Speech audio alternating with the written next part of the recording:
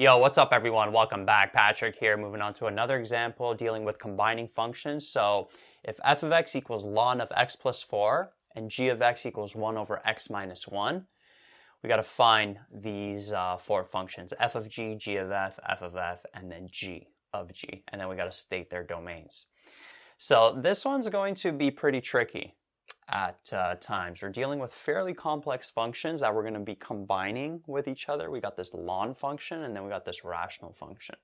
Now I want to do a quick review on ln. So ln x, if you remember the graph of that, looks like this. There's that vertical asymptote at x equals 0. So we know ln of x, all the x values have to be greater than 0. That's the domain. Not greater than or equal to 0, right? You can't ln 0. If you ln 0 in your calculator, you get undefined.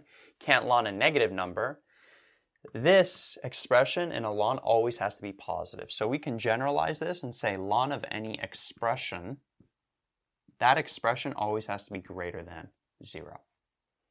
Can't be 0 and it can't be negative. So just wanted to quickly review that because that's going to come up a lot in these functions here. So let's start with f of g, which is the same as f of g of x. Both of these are the same thing. And so we would have f of, what's g of x? 1 over x minus 1. Now f of x equals ln of x plus 4. So we could generalize this and say that f of any expression is equal to ln of that expression plus 4, which is what we're dealing with over here. And so applying this here, this would end up being ln of this expression, 1 over x minus 1, plus 4, like that. And a lot of times, if you look at solutions, they're not going to leave it like this. They're actually going to combine these into one fraction. So if we do that, a little review of rational functions. So notice this is like over 1. So to combine these into one fraction, we need a common denominator. Got to multiply this by x minus 1. Got to multiply that by x minus 1. And so we would end up with 1 plus 4 bracket x minus 1 over x minus 1. And so distributing here and then simplifying, we would end up with 4x minus 3 over x minus 1. So this and that are the same thing.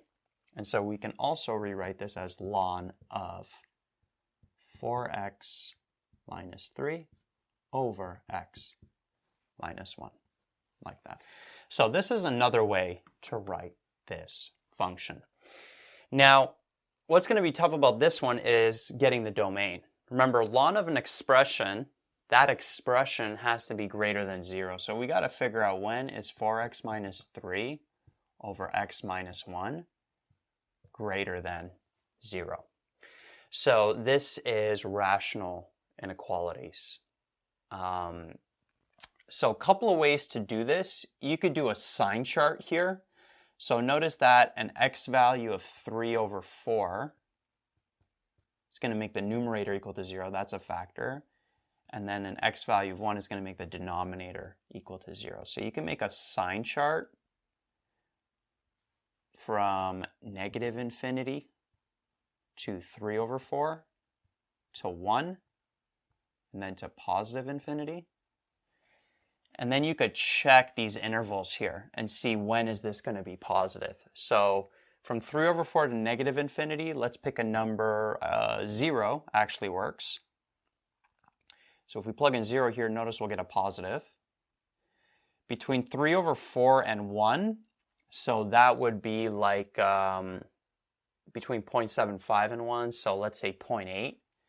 If we plug in 0.8 here, what would happen is this would end up being positive up here, and this would be negative. So we would actually get a negative value there. And then anything greater than 1, so let's say like 2, we would get a positive and then a positive. So this would end up being positive. So the interval in which this expression is positive is when x is less than 3 over 4 and when x is greater than 1. That would be the two parts of the domain. So that's one way to show it. You could also graph it. So notice it's a linear over a linear. So we got a vertical asymptote at 1. Notice the horizontal asymptote is going to be at 4 over 1, the ratio of the leading coefficients. Notice that the x-intercept is going to happen when the numerator is equal to 0, which is going to happen at an x value of 3 over 4. And then there's going to be a y-intercept when x is 0 at positive 3, which is going to be here. And so the way this function looks is like this and like that.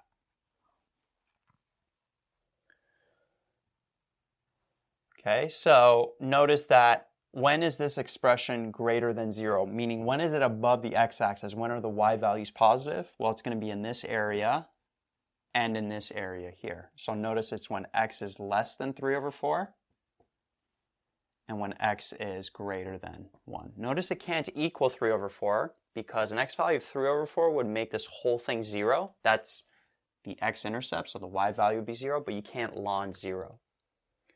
Right? So we're not looking when is it greater than or equal to 0. We're just looking when is it greater than 0. So just be careful with that. So either way, whichever way you do it, you got to figure out when is this greater than 0, whether you do it with a sign chart, whether you're comfortable with graphing. But either way, these are the two parts of the domain. And so the way we show that in proper notation, we would say the domain is XER. X is either less than 3 over 4 or x is greater than 1, like that.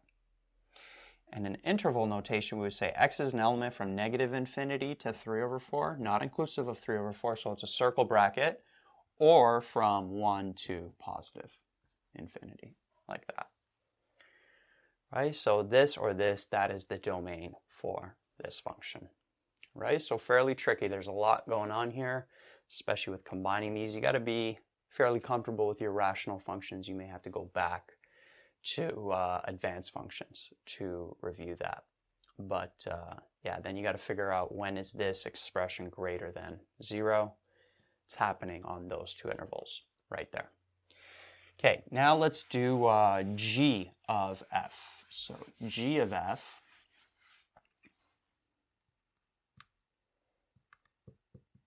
That's like g of f of x. This one, it's going to be fairly complex as well. So we got g of ln of x plus 4. That's what f of x is. Notice we got g of x equals 1 over x minus 1. So g of an expression, if we generalize it, is 1 over that expression minus 1. So we got to plug in this expression here. So this function would end up being 1 over ln of x plus 4 minus 1. That would be the final function. You can't simplify this any further. So this function here is g of f. Okay, so here there's a lot going on. Notice we have a ln function, and we have it within a rational function. So what I do is I always start off the most inner function that you could deal with, which is this ln of x plus 4. So notice here, we know that x plus 4, that expression has to be greater than 0. Has to be positive, which means x has to be greater than negative 4. Ln of x plus 4 is just ln of x, which I showed the graph of before, shifted 4 to the left. So we got this vertical asymptote at negative 4. It's going to look something like that. Right? So all the x values have to be greater than negative 4. Can't be equal to negative 4. You can't ln 0. And it can't be less than negative 4. You can't ln a negative number. So this for sure is going to be part of the domain. Now, whether there's going to be a more restrictive part, we'll see, because we got to look at this whole denominator as well, which we will do in a bit, but this for sure has to happen.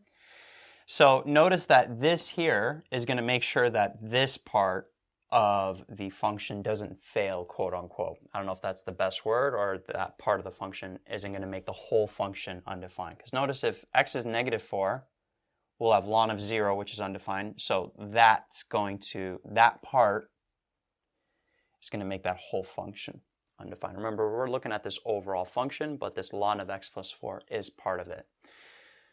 Okay, so let's write this on the side. X has to be less than -4, that's for sure. What else? Well, notice that this whole expression in the denominator cannot equal 0. Ln of x plus 4 minus 1 cannot equal 0. Because if that whole expression is equal to 0, you can't divide by 0. Okay, so there's another part to this domain that we got to look at. Now, whether that's going to make this more restrictive or not, we'll see. But this for sure cannot equal 0. You can't divide by 0. So let's see what happens here. We'll have ln of x plus 4 cannot equal 1. Now remember, ln of an expression equal to some kind of other expression. Maybe let's not even put expression here. Let's put a and then b. We can rewrite this as a is equal to e of b. Right? Both of these are the same thing. Just reviewing some fundamentals of logarithms. So we can use this here. We can say x plus 4 cannot equal e to the power of 1, which is just e, which means x cannot equal e minus 4 if we keep it as an exact value, which let's do. So I think this e minus 4 ends up being negative 1.28 if we round it, something like that. And so notice that this is negative 1.28 is within this interval. X is greater than -4. So we are going to have to incorporate this result in our overall domain for this function. So what's happening, if we kind of show this visually on a number line, actually let me not erase that exact value, e minus 4. So if we show this on a number line, if this is 0 here, notice here all the x values have to be greater than -4. So that's an open dot because it can't equal -4. So all the x values have to be greater than -4, but over here, with this restriction, x also cannot equal negative 1.28. So there's going to be a hole there, right? Because negative 1.28 is within this x being greater than -4, right? Or this could be just e minus 4. And so the domain is two intervals. It's this interval here and this interval right there. And so the way we would do that, we would say domain is XER, but x is between -4 and e minus 4. I'm going to keep it in exact values. Or x is greater than e minus 4. Let's put this in brackets so you're not getting confused there. Right, so x is between -4 and e minus 4, not inclusive of those. And then x is greater than e minus 4, like that. And so if we put that in interval notation, we would say x is an element from -4 to e minus 4, not inclusive of those, or from e minus 4 to positive infinity. If you want to put decimals, that negative 1.28 there, you can as well. I think it's nicer to keep as an exact value, and most likely the solutions will be as an exact value. Right, so that is the domain in both notations for this function here. Okay, so as I mentioned, these when you're combining these kind of complex functions, figuring out these domains can be fairly tricky. You got to really get into the details and make sure that you're covering all cases. So next up is f of f, which is f of x, which is f of ln of x plus 4. So notice we got to take ln of x plus 4 and plug it in for that x value there. So we would end up with ln let's kind of show this maybe in a square bracket. We'll have ln of x plus 4 plus 4, like that. Right? So this here is this function, and we can't simplify that any further. And so now the domain, again, is going to be fairly tough because notice we got this ln within another ln. So let's start off with this one here. So with ln of x plus 4, as we've mentioned, here we know x has to be greater than -4 for sure.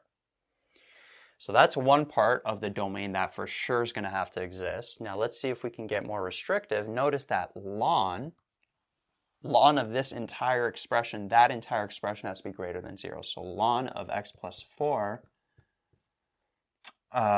plus 4 has to be greater than 0. And so let's isolate for x here. So we know ln of x plus 4 has to be greater than -4. And so that means x plus 4 has to be greater than e to the -4 if we apply that same ln rule that we applied before. And then isolating for this x, we bring the 4 over. So x has to be greater than e to the -4 minus 4. Now another way to write this is x has to be greater than 1 over e to the 4 minus 4. Both of these are the same thing. And in decimals, here's where it's really tricky. This is like -3.98. And so notice that this is more restrictive than this. All the x values being greater than -3.98 is more restrictive than x being greater than -4. So the domain is actually going to end up being that right there. And we probably wouldn't put a decimal, we would put one of these expressions. So fairly tricky. So notice that x cannot be -4 or less than -4 because then the function is going to fail at this part. It's going to be undefined at that part. So now let's pick something greater than -4, which is going to pass at this step, right? Because we're going to have ln of a positive value. But let's pick something less than -3.98. So it fails this interval here. So -3.98 and -4, notice those are really close. So let's pick an x value between, which is -3.99. If you plug in an x value -3.99 here, you'll end up, this will be defined, this part, and you'll end up getting something around -4.6 in your calculator. But then notice that -4.6 plus 4 is going to be -0.6, and you can't ln a negative number. So it's going to fail at this overall ln here. Okay, and so that's why x has to be greater than -3.98, or this exact value. So this part, this ln, can be defined. Right, so fairly tricky. So the more restrictive domain is this part here. And so the way we would show that is, again, I just erased that. I don't know why, because I'm going to show this as an exact value. It's XER. X has to be greater than, what was it? It was 1 over e to the 4 minus 4, like that. X has to be greater than that expression right there. Or this could be written as e to the -4 minus 4. Yeah. Right, so that's the domain right there. It's not greater than -4, it's greater than -3.98. Because it can't just be greater than -4, it has to be greater than this more restrictive one, and we just showed that with -3.99 when we plugged it in for that x value. Now, in interval notation, we would have x as an element from 1 over e to the 4 minus 4 to positive infinity. And notice it's not inclusive. It's not inclusive of this, of the -3.98 or this 1 over e to the 4 minus 4, because at this x value, if we plug in this x value here, Notice the -4 and the +4 will net out to 0, so we'll have ln of 1 over e to the 4 or e to the -4. Ln of e to the -4 is just -4. So that would be -4 plus 4, which would be 0. You can't ln 0. So it's not inclusive of that, right? So we put that circle bracket there. And we said x is greater than that, right? So that's the domain in either notation for that function right there. So another fairly tricky one. And then finally we got g of g. This one, I feel like it's actually not going to be too bad because we don't got to deal with this ln anymore. So we'll have g of g, which is like g of x, which is like g of 1 over x minus 1. Now remember, g of an expression, if we generalize this more, is 1 over that expression minus 1. So we would write 1 over x minus 1 like that. But we got to simplify this further. You can't just leave it like this. Highly doubt if this is a multiple choice question that you're going to end up having a function written like this. So the way we simplify it, we combine these into one fraction, the denominator. So 1 over x minus 1 minus 1. I'll do it on the side here. We get a common denominator like that, which would be 1 minus x minus 1 over x minus 1. So we'd end up with 1 minus x plus 1 over x minus 1. Remember, you're subtracting that whole thing, so you got to put it in brackets. And then that would simplify to what? 2 minus x over x minus 1. And so what we would end up with here is 1 over 2 minus x over x minus 1. This simplified to that. And 1 divided by a fraction, that's just equal to the reciprocal of that fraction. So we can make this look nicer, and it would be x minus 1 over 2 minus x. That there is the function for that, the simplified function.